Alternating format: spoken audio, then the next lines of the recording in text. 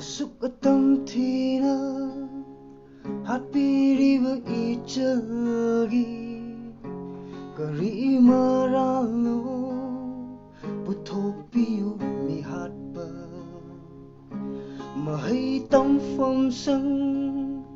yauraga haraujaramba mataroi kayaga nokna leijarambi icha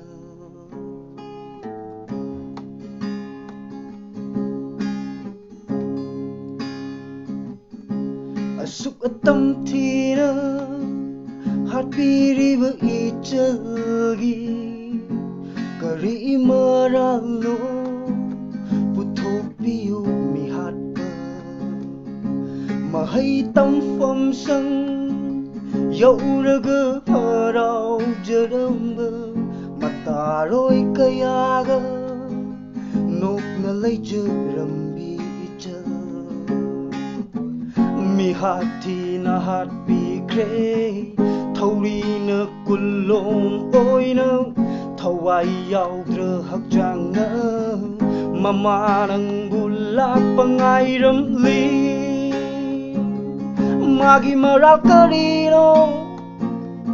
hayulu chingba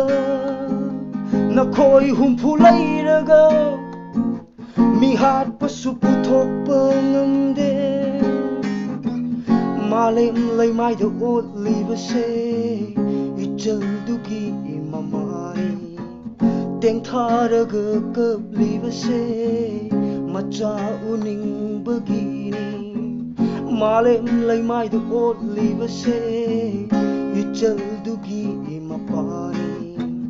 tengtharaga kablibase macha uningbagini asuk atam thina hatpiriba ichagi kari maralo puthokpiyu mihatpa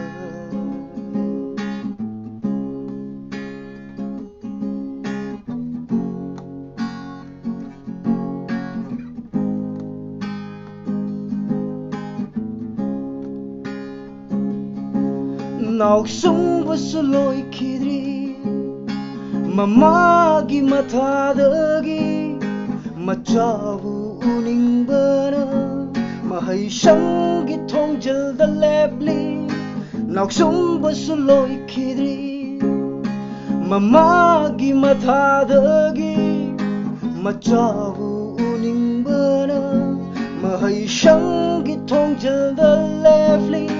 luchingba na khoi ichal kimi hat pa piyo e luchingba na khoi ichal kimi hat pa piyo mataroi kayana ichal gi dhamak lepliye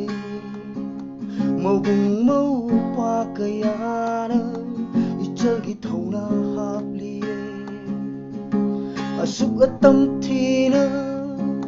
hatpiriba ichagi kari maralo puthokpiyu mihatpa mahai tamfam sang yauraga haraujaramba mataroi kayaga nokna leijarambi icha